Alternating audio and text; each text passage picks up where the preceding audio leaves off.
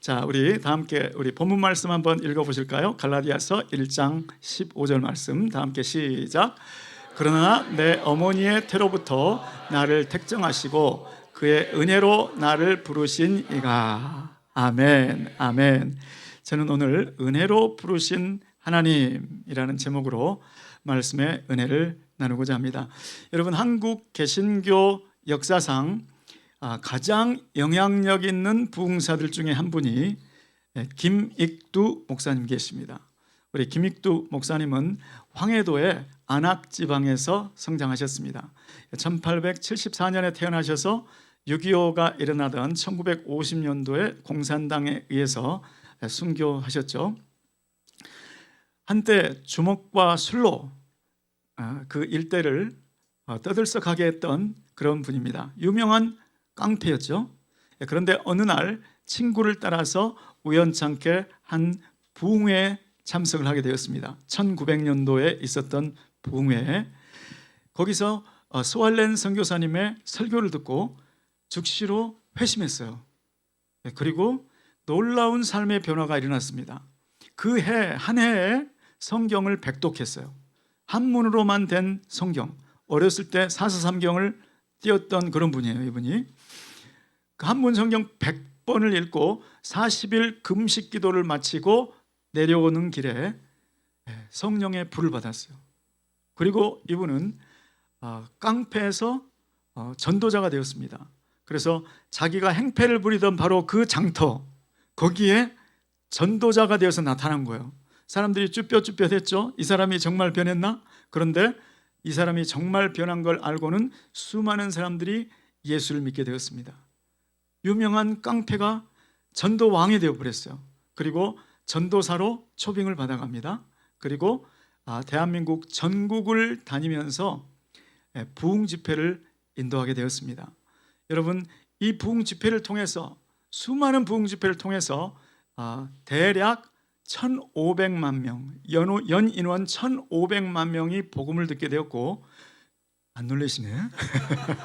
저는 놀랄 줄 알았는데 그 중에 280만 명이 예수님을 영접하는 놀라운 역사가 있었습니다. 이제 놀라시네. 이분은 일제시대 때 신사참배를 끝까지 거부했던 분이에요. 그래서 얼마나 고문을 심하게 받았는지 모릅니다. 또 해방이 되고 북한의 북쪽에 공산당이 정부가 세워졌을 때에 많은 사람들이 남쪽으로 월남해서 자유롭게 신앙생활을 합시다 했는데도 이분은 나는 교인들과 함께 여기에 남겠다, 그렇게 해서 끝까지 남으셨다가 6.25 때에 교회에서 순교를 당하신 분입니다.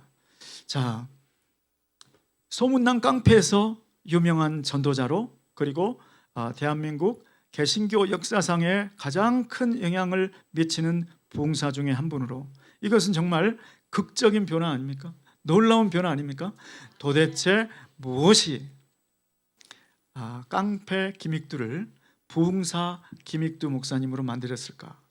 무엇이 술과 주먹을 의지하고 살았던 이 사람을 예수님을 의지하고 하나님의 자녀로 거듭나게 했을까? 저는 오늘 그 의문을 그와 굉장히 비슷한 인물, 성경에 나오는 굉장히 비슷한 인물을 통해서 추적해 보려고 합니다. 누구죠? 사도 바울이죠. 야, 답이 금방 나오잖아요. 우리 GMI 은혜교회. 자, 사도 바울도 이와 정말 비슷한 분이었습니다. 사도 바울은 자기가 생각해도 내가 어떻게 교회를 잔멸하던 사람에서, 교회를 핍박하고 심하게 핍박하던 사람에서 믿음을 가진 사람들을 이단이라고 생각하고 죽이고 감옥에 쳐넣었던 내가 어떻게 그 믿음을 전하게 되었을까? 자기가 생각해도 수수께끼였을 거예요. 그래서 고민했을 거예요. 그리고 결국 그 답은 찾았죠. 그 답을 찾아서 갈라디아 교회에게 편지할 때 그 내용이 들어갑니다. 자, 갈라디아서 1장 13절과 14절 우리 한번 보시겠습니다. 다 함께 읽어보실까요? 시작. 내가 이전에 유대교에 있을 때에 행한 일을 너희가 들었거니와 하나님의 교회를 심히 박해하여 멸하고 내가 내 동족 중 여러 영갑자보다 유대교를 지나치게 믿어 내 조상의 전통에 대하여 더욱 열심히 있었으나 내가 이랬던 사람이란 말이에요. 내가 그랬던 사람인데 어떻게 오늘날 이렇게 변화될 수가 있었을까? 자, 비포를 읽었는데 애프터의 삶을 1장 16절 말씀을 통해서 한번 다 함께 읽어보실까요? 시작. 그의 아들을 이방에 전하기 위하여 그를 내 속에 나타내시기를 기뻐하셨을 때에 내가 곧 혈육과 의논하지 아니하고. 아멘. 나는 분명히 교회를 심하게 박해하던 사람이야. 그런데 내가 어떻게 그의 아들, 하나님의 아들 예수 그리스도를 이방에 전하는 사도로, 전도자로 쓰임받고 있을까? 어떻게 내가 예수님을 만나게 되었을까? 수수께끼 같은 거요. 그 질문을 스스로 던지고 있습니다. 그런데 아무리 생각해봐도 내가 행한 것, 나는 스스로 율법으로 말하자면 흠이 없는 자라고 스스로 여겼어. 그런데 나는 하나님의 교회를 잔멸하고 핍박하던 사람이잖아. 그런데 내가 어떻게 전도자, 어떻게 예수의 사도? 아무리 생각해도 자기의 삶, 자기의 행위 안에서는 그 답을 찾을 수 없어서 유일한 가능성 있는 유일한 결론은 이것은 나를 택하신 하나님의 은혜다. 그래서 고백하는 게 1장 16절입니다. 자, 갈라디아서 1장 16절 말씀 한번 보시겠습니다. 15절 말씀 시작. 그러나 내 어머니의 더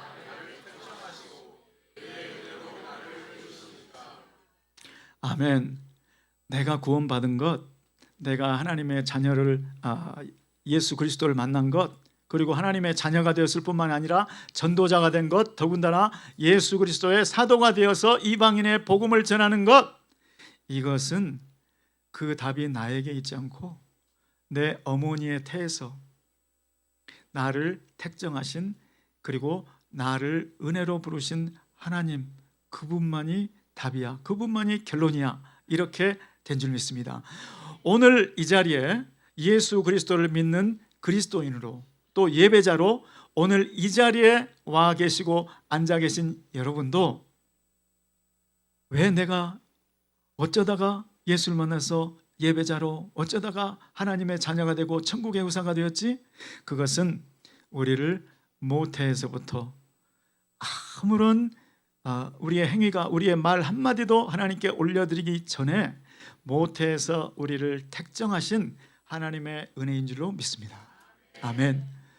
내가 하나님 앞에 보일 만한 아무런 행위도 하지 않았을 때, 내가 하나님을 높이거나 하나님께 감사하거나 하나님께 영광 돌리는 아무 말도 한 적이 없을 때에, 내가 빛을 보지 못했을 때에 나를 택하시고 나를 불러주신 하나님의 은혜 때문인 줄 믿습니다. 아멘. 자, 사도 바울은 이렇게 풀릴 수 없는 수수께끼, 내가 어떻게 그랬던 내가 어떻게 오늘 이 모습으로 변해? 이거는 정말 수수께끼야. 이것은 나를 모태에서 택정하신 하나님의 은혜라고 밖에는 할 수가 없어. 이렇게 결론 냈던 거죠. 자, 그런데 갈라디아서에는 이렇게 결론 냈지만 에베소서에는 조금 더 풀어서 결론 냈다. 자, 에베소서에는 내 이야기가 아니고 조금 일반화시켜서 구원의 과정을 풀어서 설명했다. 그것을 한번 함께 읽어보겠습니다. 자, 에베소서 2장 8절 말씀, 9절 말씀을 한번 읽어보겠습니다. 다 함께 읽어보실까요? 시작. 너희는 그 은혜에 의하여 믿음으로 말미암아 구원을 받았으니 이것은 너희에게서 난 것이 아니요 하나님의 선물이라. 행위에서 난 것이 아니니 이는 누구든지 자랑하지 못하게 함이라. 아멘. 자, 8절을 다시 한번 띄워주시면, 나는 교회를 핍박하고 예수 믿는 자들을 감옥에 가두고 또 다메섹에까지 가서 예루살렘뿐만으로 부족해서 시리아의 다메섹까지 가서 그 일을 하려고 가는 중에 내가 예수님을 만나고 하나님의 자녀가 되고 전도자로 이방인의 복음을 전하는 사도가 된 것은 그의 은혜에 의해서 내가 그것을 받아들임으로 믿음으로 말미암아 된 거야. 이것이 나에게서 난 것이 아니지. 내 말, 내 행위, 그거는 주님을 대적하는 것밖에 없었어. 그런데 오직 하나님의 선물이잖아. 이거를 깨닫고 이거를 지금 에베소 교회에 전하는 것이죠. 9절 말씀 보시면 이것은 나의 행위에서 난 것이 아니란 거 나 너무 잘 알아. 내가 예수님 앞에 하나님 앞에 내놓을 행위는 나는 율법만 생각할 때, 구약만 생각할 때는 율법으로는 흠이 없다고 생각했는데, 그렇지만 나는 하나님의 교회를 잔멸하려고, 하나님의 교회를 박살내려고 힘쓰던 사람, 스데반 집사님이 복음 전할 때 저 사람 죽여야 될 사람이라고 가편 투표에 참석하고 그 옷들을 받아두었던 사람, 나는 아니지. 나는 주님 앞에 자랑할 게 없지. 나는 아니고 주님의 은혜지. 이렇게 조금 더 이제 풀어서 정리를 해주죠. 그리고 에베소 교회에도 그거를 메시지로 지금 전달을 하고 있는 것이죠. 자, 그런데 이 에베소서 2장 8절 말씀, 9절 말씀을 읽으면 의문이 생기는 분들도 계실 거예요. 목사님, 저기 말씀을 잘 한번 읽어보세요. 저기 말씀은 구원의 핵심이 자기의 행위가 아니라는 거지. 하나님의 은혜도 있고 믿음도 있고, 하나님의 은혜와 우리의 믿음이 구원의 핵심이지 행위가 아니다. 지금 그 얘기를 하고 있는 거지. 잘 생각해 보면 목사님, 하나님의 은혜가 주어진다고 해도, 하나님이 나를 구원하시기 위해서 은혜를 베풀어 주셨다 해도 내가 거기에 협조하지 않으면, 내가 믿지 않으면 구원이 안 될 수도 있는 것 아닙니까, 목사님? 그러니까 구원에는 하나님의 은혜도 필요하고 필수 요소고, 내 믿음도 필수 요소고, 하나님의 은혜는 하나님으로부터 왔고 내 믿음은 나에게서 생겨난 것 아닙니까? 그러니 구원의 완성에 나도 일정 지분이 있는 것 아닌가요? 이렇게 생각하시는 분들이 있을 수 있잖아요. 굉장히 스마트한 질문이고 예리한 질문이죠. 그런데 이렇게 생각했던 종교가 있습니다. 이렇게 생각한 종교가 바로 저 유명한 로마 카톨릭. 자, 로마 카톨릭은 이 입장을 어디에서 천명했는가? 트렌트 공의회. 트렌트 공의회는 루터를 중심으로 한 종교 개혁에 대항해서 카톨릭의 공식 입장을 내놓은 것이 트렌트 공의회입니다. 자, 1545년에 나온 트렌트 공의회의 결정, 그것을 제가 한번 해설해 드리겠습니다. 첫 번째, 하나님의 은혜 없이 인간의 구원은 불가능하다. 하나님의 은혜는 구원의 필수 조건이다. 여기까지는 좋았어요. 자, 그렇지만 인간의 자유로운 협력도 구원의 필수 요소다. 인간의 자유로운 협력도 없으면 안 된다, 이런 얘기죠. 그래서 하나님의 은혜는 구원을 위한 필요 조건이고, 하나님의 은혜 플러스 믿음은 구원을 위한 충분 조건이다. 이렇게 설명했습니다. 그럴듯하죠? 네, 지금 이거를 제가 설교하는 건 아닙니다. 이게 잘못됐다고 지금 설교하는 거예요. 네, 제가 표현력이 좀 부족할지도 몰라요. 새겨들어 주시기 바랍니다. 자, 그러니까 카톨릭에서는 믿음을 인간의 산물, 인간에게서 나온 것으로 생각했던 거예요. 그것이 없이는 구원 안 돼. 이렇게 얘기를 했다는 것이죠. 자, 그러면 지금 1500년대에 그렇게 얘기했는데 오늘날의 로마 카톨릭 교회 입장은 무엇인가? 현대 로마 카톨릭 교회 입장은 1992년도에 로마 카톨릭 교회 교리문에 나와 있습니다. 자, 요는 1500년대에 있었던 그 입장을 그대로 고수하고 있다. 단 한 가지가 첨부되었다. 자, 한번 제가 읽어드릴게요. 뭐라고 설명했는지. 하나님의 은총은 자유롭게 주어지며 인간은 그 은총에 자유롭게 응답해야 한다. 이 말도 그럴듯하게 적혀 있어요. 자, 그런데 그 내용을 뜯어서 설명해 놓으면 이렇게 되어 있습니다. 자, 구원은 전적으로 하나님의 은총에 의해서 가능하다. 이거를 선행은혜, 이니셜 그레이스라고 얘기해요.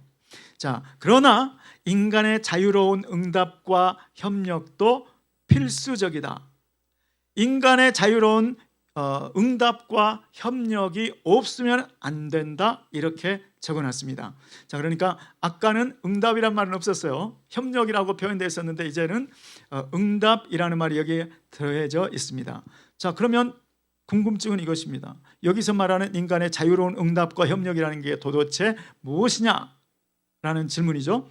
자, 여기에 대해서 가톨릭 교회에서, 교리에서는 뭐라고 설명하냐? 인간의 믿음과 선행이다. 결국 어디로 갔어요? 선행으로 간 거죠.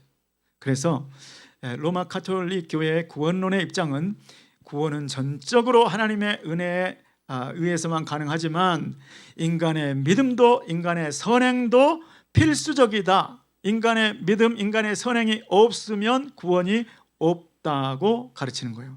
자, 그러니까 이런 상황 속에서 구원의 확신을 가질 수 있을까요, 없을까요? 없어요. 그러니까 로마 가톨릭 신자들을 전도를 해보면 구원의 확신을 가진 사람이 제가 만난 사람 중에 한 사람도 없었어요. 한 사람도 없어요. 왜냐? 내가 죽어봐야 하나님께서 정말 인정할 만한 선행을 했는지 안 했는지를 죽어봐야 한다는 거예요. 그러니 구원의 감사와 감격이 있을 수 있을까요? 없죠. 구원의 감사와 감격도 없는 것이죠. 저는 아까 그 에베소서 2장 8절 9절에 있던 그 주옥 같은 말씀, 너희가 그 은혜에 의하여 믿음으로 말미암아 구원을 받았으니 이것이 하나님의 선물이고 내 행위에서 나지 않았다. 이 부분을 하나님의 은혜는 하나님께 확실한데 인간의 믿음은 인간에게서 나오는 것 아닙니까? 이 질문에 답을 해보려고 가톨릭의 교리 입장을 가져왔는데 가톨릭은 결국 선행을 의지했기 때문에 그 대답이 될 만한 그러한 입장이 아닌 거예요. 그래서 원래 질문으로 다시 돌아가겠습니다. 목사님, 하나님께서 아무리 우리를 구원하시려고 은혜를 베풀어 주셔도 우리가 그 믿음을 갖지 않으면, 우리가 믿음으로 그렇게 받아들여 주지 않으면 하나님의 구원도 이루어지지 않을 수가 얼마든지 있지 않겠습니까? 이 믿음은 우리에게서 난 것이 아닙니까? 라는 질문. 여러분은 어떻게 생각하세요? 네, 오늘 제가 평소에 해오던 설교와는 달리 조금 교리적인 설교를 지금 하고 있어요. 그래서 평소에 여러분의 얼굴이 아닙니다, 지금. 평소에 여러분의 얼굴은 그냥 쉽게 따라오셨는데 웃으면서 그냥 따라왔는데 목사님이 지금 무슨 말씀을 하시나? 죄송합니다. 네, 그렇지만 잘 따라와 주시기 바랍니다. 자, 이 질문, 믿음이 하나님께서 온 건가? 아니면 우리에게서 생겨난 것인가?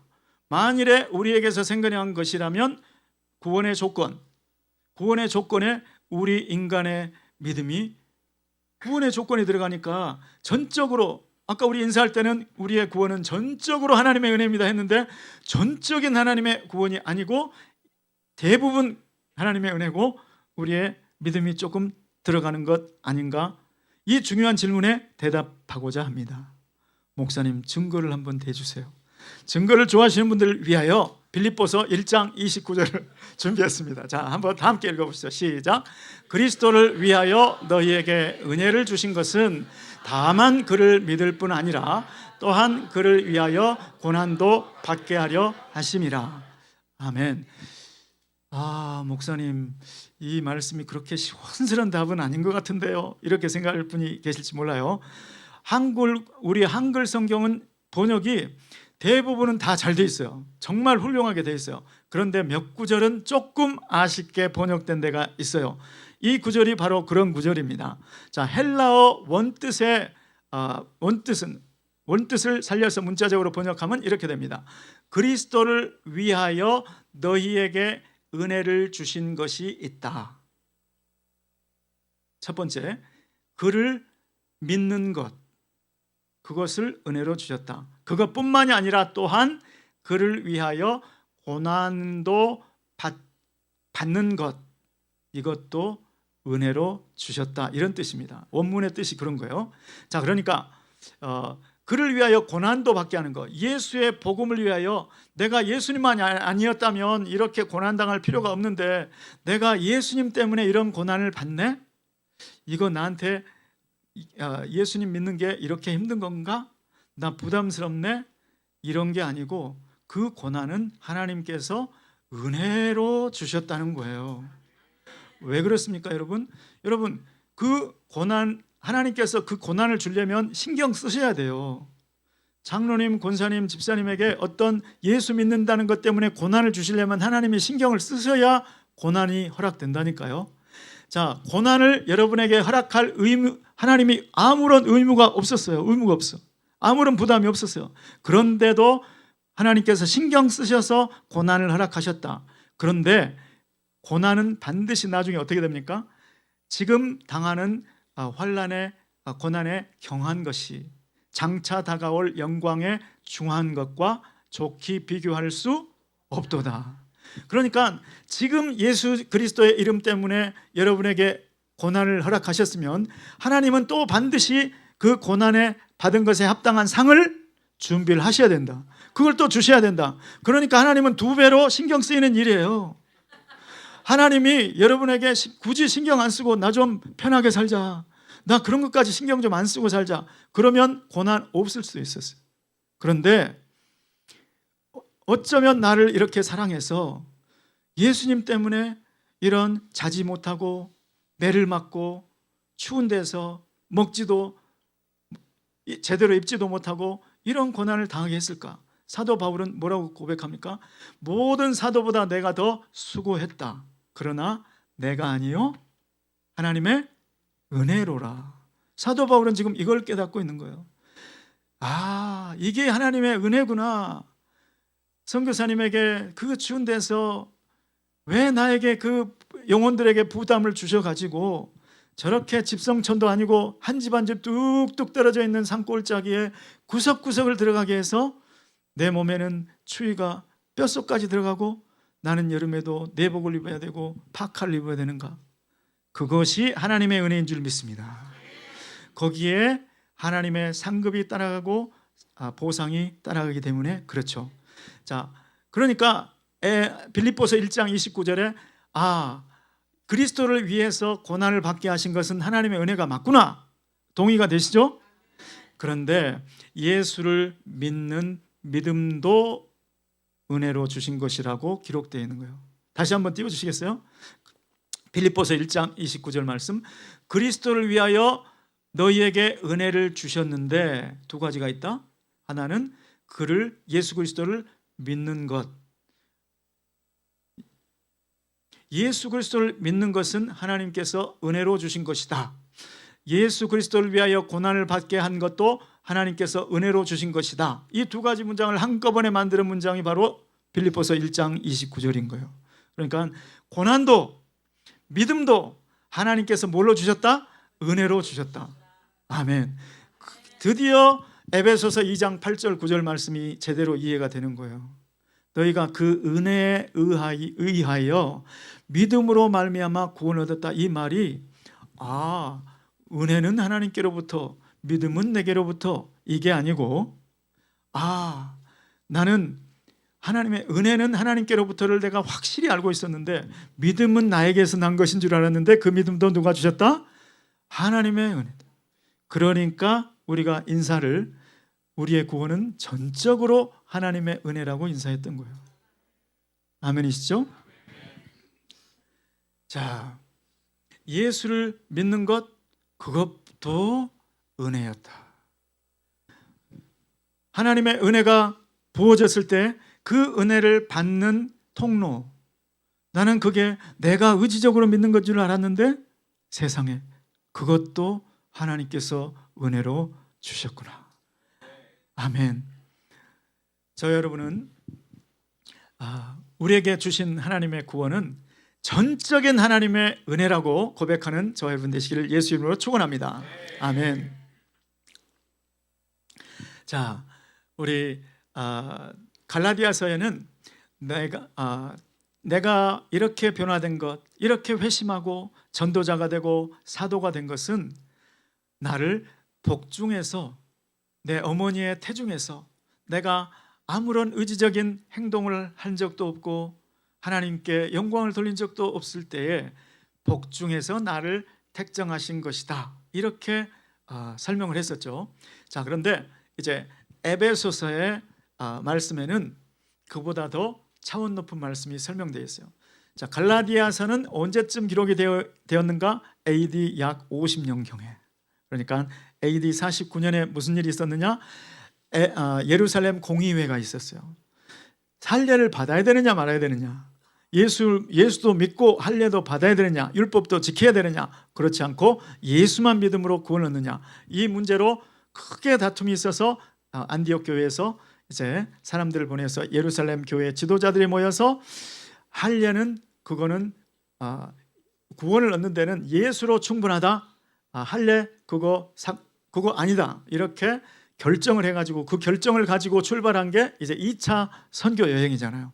그 2차 선교 여행에 쭉 루트를 따라서 아시아를 거쳐서 마케도니아를 거쳐서 아가야 지방에 와서 고린도에서 에베소서를 기록하죠.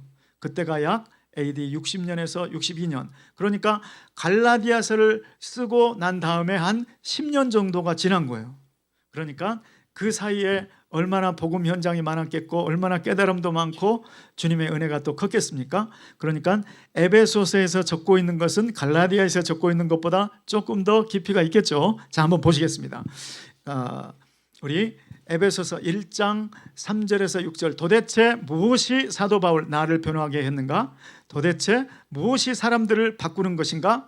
자, 1장 3절부터 우리 5절까지 한번 읽어보겠습니다. 시작. 찬송하리로다. 하나님 곧 우리 주 예수 그리스도의 아버지께서 그리스도 안에서 하늘에 속한 모든 신령한 복을 우리에게 주시되 곧 창세전에 그리스도 안에서 우리를 택하사 우리로 사랑 안에서 그 앞에 흠이 없게 하시려고 그 기쁘신 뜻대로 우리를 예정하사 예수 그리스도로 말미암아 자기의 아들들이 되게 하셨으니. 아멘. 어둠 속에 있던 죄악 가운데 갇혀있던 죽어있던 사람들을 어떻게 하나님의 자녀가 되게 하셨는가? 그것을 1장 3절 다시 한번 띄워주시면, 하나님 곧 우리 주 예수 그리스도의 아버지께서 그리스도 안에서 하늘에 속한 신령한 복, 하늘에 속한 신령한 복을 우리에게 주시되, 하나님 저기 주시되가 현재 완료로 적혀 있습니다. 하나님께서 다시 더 줄 복이 없을 정도로 영적인 복을 다 쏟아 부어 주셨다. 그리스도 안에서 이미 다 쏟아 부어 주셨다는 거죠. 그 복이 뭘까? 1장 4절에 나와 있죠. 자, 1장 4절. 곧 창세전에 그리스도 안에서 우리를 택하사 우리로 사랑 안에서 그 앞에 거룩하게 흠이 없게 하시려고 자녀 삼으신 것. 이것이 영적인 복의 전부라는 겁니다. 자, 우리 축복기도 할 때 영적인 축복을, 또 다른 영적인 축복을 우리는 빌어주죠. 그게 우리의 마음이죠. 그렇지만 엄밀한 의미에서는 이 세상에 존재하는 모든 영적인 복, 신령한 복은 다 이미 주셨다. 누구 안에서? 예수 그리스도 안에서 우리에게 이미 다 주셨다. 그것이 바로 창세전에, 아까는 내 모태 어머니의 태에서 나를 택정하셨다 이렇게 되어 있었는데, 지금은 누구 안에서? 그리스도 안에서. 나는 갈라디아에서 적었을 때는 나는 내가 태어나기 직전에 하나님께서 나를 모태에서 만드시고 조성하시고 거기에서 나를 택해서 하나님의 때에 나를 자녀로 부르신 줄 알았는데, 이제는 언제냐, 모태에서가 아니고 창세전에, 10달 전에가 아니고 창세전에, 모태에서가 아니고 그리스도 안에서 우리를 택하셨다. 이것이 하나님께서 우리에게 주신 영적인 축복인 줄로 믿습니다. 사도 바울은 점점 자기의 수수께끼를 더 깨닫는 것이죠. 내가 어떻게 하다가 이전에 그런 사람이 오늘 이 사람으로 바뀔 수 있었냐? 아, 그래. 모태에서 내 행위에서는 답을 찾을 수 없으니 모태에서 나를 택하신 하나님의 그 택하심이지. 그리고 그 부르심이지. 그런데 시간이 가면 갈수록 더 깊은 은혜가 진리가 깨달아졌고 그것은 결국 창세전부터 올라간다. 이 세상을 만들기 전에 이미 나를 예수 그리스도 안에서 택정하셨다. 이것을 믿으시길 바랍니다. 그러니까 하나님께서 태초에 빛이 있으라 하면서 뭘 생각하셨을까요? 야, 오고 오는 세대가 지나면 언젠가 정태호라는 사람이 태어난다. 나는 그 태호를 위해서 예수 그리스도 내 아들을 보내겠다. 첫날이 가고 또 하루하루 창조하면서 우리 하나님 아버지의 마음속에는 창세 전에 저 계획이 택정한 것이 있었으니까 창조하면서도 벌써 저 땅을 건의를 정태호, 저 딸을 건의를 GMI 은혜교회 성도들을 주님께서는 창세 때부터 보고 계시고 느끼고 계셨는 줄로 믿습니다. 자, 그 예정하신 하나님. 자, 어떤 사람들은 그 예정을 이렇게 생각하는 사람도 있어요. 도대체 그럼 왜 나를 예정하신 거야? 아니, 사도 바울이 하나님 어떻게 나를 그렇게 예정하셨어요? 그런데 이상한 예정론을 설명한 사람들은 이상한 예정론이라고 그랬어요. 이게 제가 설교하려고 하는 주류가 아닙니다. 예수를 믿고 내가 어떻게 예수를 믿게 되었죠? 어떻게 하나님 그런 작정을 하셨어요? 어떻게 설명하냐면 예수를 믿고 난 다음에 네가 얼마나 나를 위해서 고난받고 헌신하는 삶인지를 내가 보고 하나님이 그걸 보고 너를 예정했다. 이렇게 말하는 사람들을 예지예정이라고. 예지예정. 미리 아시고 미리 아신 정보를 바탕으로 예정했다. 여러분 이게 말이 돼야 안 돼요? 안 돼요. 아니 그거 말고 어떻게 내가 작정을 받았냐니까요. 그러니까 네가 예수를 믿고 열심히 헌신하는 그걸 보고 예정했다니까. 이게 말이 안 되지 않습니까? 여보 말이 돼요 안 돼요? 안 된다고 그러잖아요. 제 아내는 거짓말 안 해요. 남편의 말도 일리가 이치가 맞지 않으면 이치에 맞지 않는다고 솔직하게 대답하시는 분이 제 아내예요. 제 아내가 아니라고 고개 흔들었으니까 아닌 겁니다, 여러분. 말도 안 되는 건방진 예정론이죠. 그거는 하나님께서 우리의 행위가 하나도 있기 전에 하나님의 기쁘신 뜻을 위하여 예정하신 줄로 믿습니다.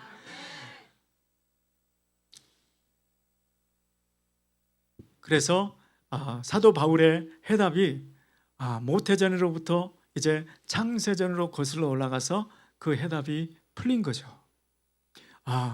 김익두 목사님 어떻게 그렇게 흉악한 망치를 가지고 다니고 주먹으로 때리고 차고 그러던 폭력배 깡패가 어떻게 이런 사람이 될 수 있었는가?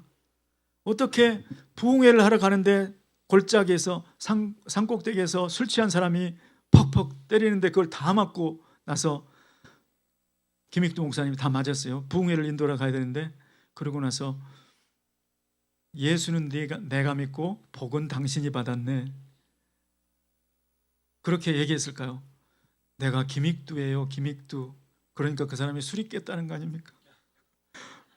아이고 형님 잘못했습니다. 어떻게 그런 사람이 될 수 있었는가? 해답이 바로 창세전으로 거슬러 올라가서 하나님의 택하심인 줄로 믿습니다. 여러분, 저는 예수 믿기 전에 이제 대학 시절에 교회를 처음 나갔는데 저는 삶의 의미를 잃고 방황하던 사람이었어요.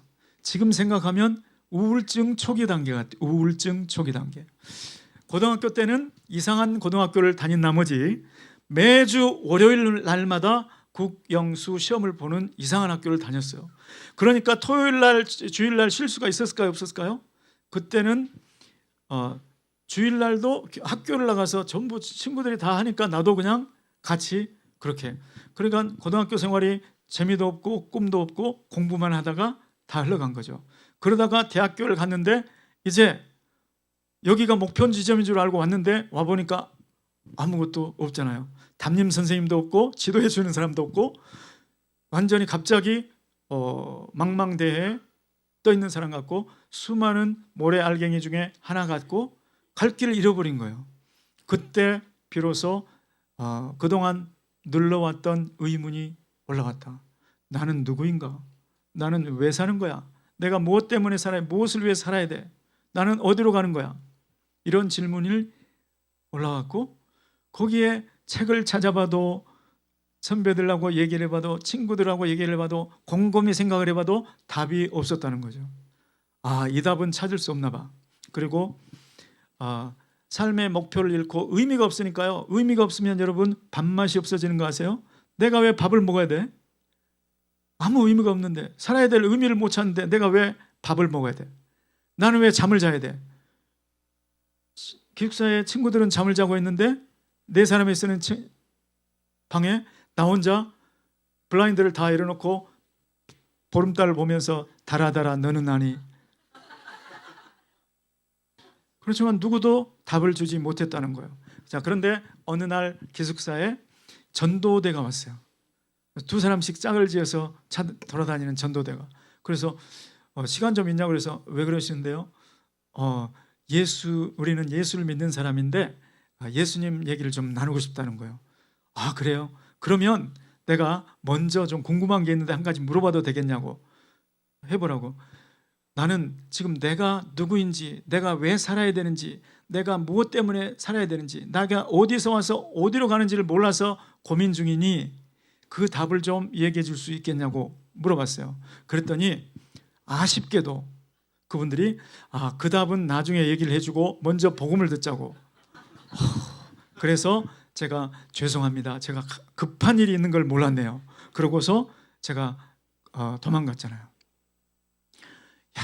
그때 그냥 내가 예수를 믿고 났더니 내가 창세전에 하나님의 택함 받은 것을 알았고 내가 그 하나님께 감사해서 어떻게 하면 그 하나님을 기쁘시게 할까? 어떻게 하면 내가 하나님의 뜻대로 살까? 이것이 나의 삶의 이유가 되었고 나는 하나님께서 지으신 그 순간부터 있었고 하나님의 영원한 계획 전에 머릿속에는 하나님의 영원 전부터 계획이 있었지만 모태에서 조성해 주실 때부터 있었고 나는 이 세상을 떠나면 천국에 갈 것이라고 그렇게만 담대하게 간증만 한번 해줬더라면 내가 그 복음을 좀 더 듣고 싶다고 어떻게 하면 그렇게 생각할 수 있는지 좀 알아보자고 이렇게 얘기했을 텐데 아쉽게도 그분들이 그렇게 하지 않고 복음 전하겠다고 하는 바람에 제가 복음을 못 듣고 마음을 닫아버리고 떠났잖아요. 그러다가 그 방에 기숙사에 있던 한 친구의 초청에 자기 교회를 한번 가볼래? 그런데 마음에 그렇게 지쳐있는 상태였기 때문에 그럴까? 하고 우연찮게 거기를 따라갔다가 거기에 가서 비로소 마음의 평안을 찾았다. 평안을 찾았는데 문제는 믿음은 오지 않았다. 여러분 교회 다닌다고 전부 믿음 생기는 거 아니더라고요. 교회를 몇 개월을 다녀봤는데도 저 사람들은 저렇게 사도신경을 자기 것처럼 외우는데 나는 동의가 안 되고 믿어지지 않는 것을 말하려고 하니까 나중에는 부담스러워서 그 친구한테 미안하다. 나는 더 이상 교회를 다닐 수 없다. 믿음이 안 생긴다. 믿고 싶어. 그런데 안 돼. 여기는 내가 있을 곳이 아닌가 봐. 그랬는데 나중에 그 다른 친구에게 그 고민을 얘기했을 때 태호야 성경을 읽어봐. 성경을. 그래서 제가 성경을 그때로부터 하루에 한 장씩 동문회에서 술을 마시던 날도 집에 가서는 성경을 보고 그렇게 마태복음, 마가복음, 누가복음, 요한복음까지 탁 마쳤는데 요한복음을 마치던 날 이 예수님이 나를 위해서 죽은 것이 믿어졌다는 사실. 여러분 이것이 내가 만든 내 안에서 나온 믿음입니까? 이것은 하나님께서 주시는 믿음인 줄 믿습니다. 저는 오늘 평상시에는 쉬운 재밌는 얘기만 하다가 오늘 조금 딱딱한 얘기를 해서 처음에 여러분들 얼굴이 어땠는지 아세요? 내가 이 설교를 끝까지 할 수 있을 것인가? 진짜 고민이 됐는데 지금 얼굴 보니 많이 공감이 되신 것 같아요. 휴. 여러분, 하나님께서 왜 사도 바울을 통해서 우리를 부르신 하나님, 왜 모태에서 택정했다, 영원 전부터, 창세 전부터 그리스도 안에서 우리를 택했다, 이 말씀을 하고 있는 것일까요? 여러분, 여러분 가운데 혹시 하나님께서 나를 자녀로 택한 것이 혹시 요즘에 내가 정말 주님을 지극정성으로 섬기는 이 모습을 아신 것은 아닐까? 혹시 그렇게 생각하시는 분이 계시지 않나요? 여러분, 부끄럽지만 저는 그렇게 생각한 적이 있었어요. 여러분, 제가 진짜로 요즘 이야기가 아니에요. 오래전 얘기입니다. 그런데 그렇게 생각했을 때가 있었다니까요.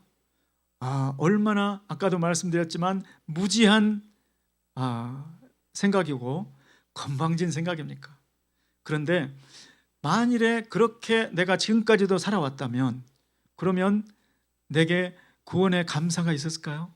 하나님이 이 모습을 보고 나의 이 모습을 보고 택해 주신 것 같아. 결국 이게 뭐예요? 자기 의죠. 내 행위죠. 그러니 그런 상황에 있다면 구원의 감사, 구원의 감격은 절대 있을 수가 없죠.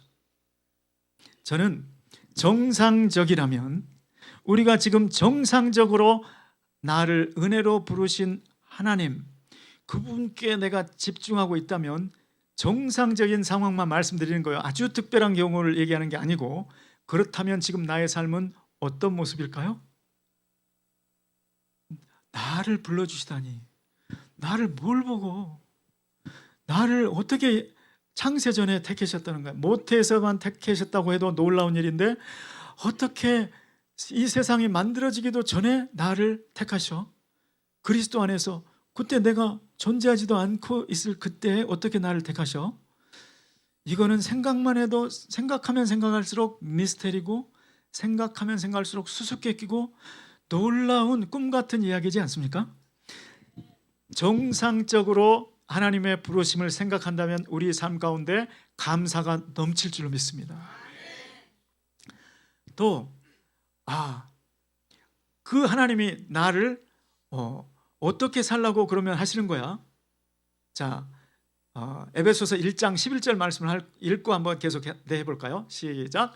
모든 일을 그의 뜻에 결정대로 일하시는 이의 계획을 따라 우리가 예정을 입어 그 안에서 기업이 되었으니. 아멘. 자, 이렇게 누가 시킨 것도 아니고 아무런 의무도 없는데 오직 하나님의 기쁘신 뜻대로 나를 결정해 주셨으니, 그분의 계획을 따라 우리를 예정해 주셨으니, 그리고 때가 되매 아들을 보내셔서 우리의 모든 죄값을 다 치르게 하시고 때가 되매 우리를 부르셔서 자녀로 삼아주신 그 은혜가 있으니, 그러면 나는 어떻게 살아야 되는 건가? 자, 에베소서 1장 6절 말씀 다 함께 읽어보시겠습니다. 시작. 이는 그가 사랑하시는 자 안에서 우리에게 거저 주시는 바 그의 은혜의 영광을 찬송하게 하려는 것이라. 아멘. 여기서 거저 주시는 바, 은혜, 여기에 공통점이, 은혜는 우리가 다 아시는 대로 거저 주시는 것, 받을 자격이 없는 사람에게 거저 주시는 것이 은혜다, 이렇게 알고 있죠. 자, 그런데 은혜에 한 가지를 덧붙인다면 은혜를 주는 분, 주어야 될 의무가 없는데도, 그죠? 주어야 될 의무가 없는데도, 이게 팀 켈러 목사님이 하신 말씀이죠. 주어야 될 의무가 없는데도 받을 자격이 없는 그 사람에게 거저 주는 것, 이것이 하나님의 은혜인 줄 믿습니다. 하나님은 여러분에게 예수 그리스도를 위하여 고난받을 그 고난을 줄 의무가 없었어요. 하나님은 여러분에게 예수 그리스도를 믿게 할 그 믿음을 줄 의무도 없었습니다. 하나님은 우리를 하나님의 자녀로 창세 전에 신경 쓰실, 계획하실, 택하실 의무가 없었다고요. 그런데 아무런 지금도 수수께끼 같은 그 일, 어떻게 하나님께서 나를 이렇게 택하시고 이렇게 자녀를 삼아 주셨는지, 그것이 주님의 거저 주시는 바였구나, 그것이 은혜였구나, 그것이 영광스러운 주님의 은혜이구나. 그래서 내가 하나님 앞에 그 택하신 하나님의 그 은혜에 합당하게 반응하는 것은 첫 번째는 감사라고 그랬어요. 두 번째는 여기 나와 있는 대로 그 은혜의 영광을 찬송하려고 하신 거니까 내가 하나님의 은혜의 영광을 드러내는 삶을 살아야 되겠구나. 이것이 우리의 삶의 존재 이유인 줄 믿습니다. 우리가 살아야 되는 목적인 줄 믿습니다. 제가 그렇게 찾고 싶어 했던, 젊은 대학 시절에 그렇게 참고 싶어 했던 제 삶의 의미, 제 삶의 목적인 것이죠. 그 은혜의 영광, 하나님께서 당신도 예수를 믿으세요. 하나님께서 주신 예수 그리스도를 믿으세요. 이렇게 전도하는 것을 통해서, 선교하는 것을 통해서 주님의 영광이 드러나는 줄로 믿습니다. 목사님, 아니 저분도 하나님께서 택하셨다면 저분도 가만 내버려 두면 언젠가 예수 믿지 않겠어요? 왜 그렇게 선교 전도하십니까? 이것도 건방진 예정론이라고 합니다. 이것도 예정론을 오해한 거예요. 자, 우리가 누가 하나님께서 택하신 사람인지 아나요? 모르나요? 우리는 몰라요. 그래서 사도 바울이 내가 예수 그리스도의 남은 고난을, 교회를 위하여 예수 그리스도의 남은 고난을 채운다, 내 몸에 채운다. 누가 하나님께서 택하신 자를 모르기 때문에 내가 이고니온에 가서 돌을 맞아 죽을 위기에 처하기도 하고, 루스트라에 가서 실제로 돌을 맞아서 죽은 줄로 알고 사람들이 버릴 정도가 되기도 했다. 적어도 사도 바울, 이렇게 창세전에 예정을 설명했던 사도 바울에게 그러면 저 사람들 가만 내버려도 예수 믿을 거야가 아니고, 내가 돌을 맞아 죽는 한이 있더라도 누가 예정을 받고 누가 택정함을 받은 사람인지를 알기 못하기 때문에 나는 오늘도 때를 얻든지 못 얻든지 선교하고 전도하리라, 이러한 생각을 가지고 있는 사도 바울이었다는 것, 그것이 정상적인 그리스도인의 생각인 줄 믿습니다. 아멘. 오늘 말씀을 통해서 저는 요즘에 오늘 나에게 하나님께 대한 구원에 대한 감사가 있는가? 내가 정상적으로라면 그 감사가 넘쳐야 맞는데, 오늘 말씀을 듣고 보니까 그런 감사가 넘쳐야 맞는데 나는 그런 감사가 있는가? 또 정상적으로라면 하나님께서 나를 택하신 목적이 하나님의 영광의 찬송이 되게 하려는 것이니까, 하나님께서 그토록 기뻐하시는 선교와 전도에 내가 때를 얻든지 못 얻든지 골짜기라도 아골골짝 빈들에도 내가 가야 맞네, 이것을 깨닫자고 하나님께서 제게 주신 감동을 따라 말씀을 드렸습니다. 저와 여러분에게 하나님께서 성령의 음성을 들려주실 줄로 믿습니다. 그 말씀을 붙잡으시고 부르심에 합당한 삶, 하나님께 그 택하심, 그 부르심에 합당한 삶을 사시는 저와 여러분 되시기를 예수 그리스도의 이름으로 축원합니다. 축원합니다. 기도하겠습니다. 고마우신 주님, 우리의 믿음조차도 주님의 은혜인 것을 깨달았습니다. 하나님, 그러므로 우리의 구원은 전적으로 하나님의 은혜인 것을 믿습니다.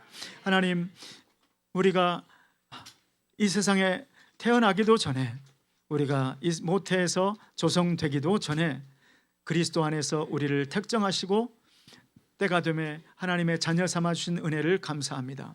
아버지, 그 부르심에 합당한 삶, 곧 은혜로 부르신 하나님께 범사에 감사하는 삶이 되게 도와 주시옵소서. 하나님 아버지, 그 부르심에 겸손하게 반응하는 우리가 되게 도와 주시옵소서. 아버지께서 기뻐하시는 영광의 찬송, 곧 하나님께서 기뻐하시는 뜻, 영혼 구원을 위하여, 선교와 전도를 위하여 헌신하는 우리의 삶이 되게 도와 주시옵소서. 주님의 은혜에 감사를 드리며 예수 그리스도의 이름으로 기도드리옵나이다. 아멘.